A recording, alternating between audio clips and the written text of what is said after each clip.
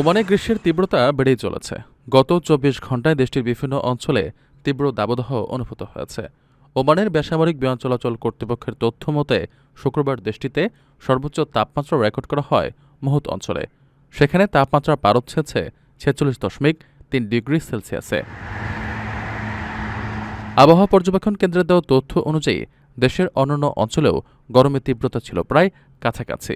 এর মধ্যে আল মোদাইবিতে ৪৫.৮ ডিগ্রি এবং আল কাবিলে ৪৫.৫ ডিগ্রি সেলসিয়াস তাপমাত্রা রেকর্ড করা হয়েছে।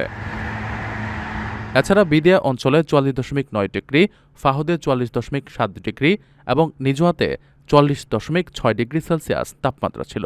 পাশাপাশি মুশকিন, ইচকি ও মুখাইজনা অঞ্চলে ৪৪.৩ ডিগ্রি এবং বাহলা ও ইয়ালুনিতে যথাক্রমে ৪৪.২ ও ৪০ ডিগ্রি সেলসিয়াস তাপমাত্রা রেকর্ড করা হয়।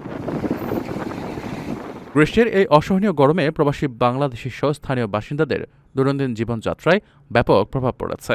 তীব্র গরমে হিটস্ট্রোক সহ নানা ধরনের স্বাস্থ্য ঝুঁকি এড়াতে সবাইকে প্রয়োজন ছাড়া দীর্ঘক্ষণ কড়া রোদে কাজ না করার পরামর্শ দেওয়া হয়েছে।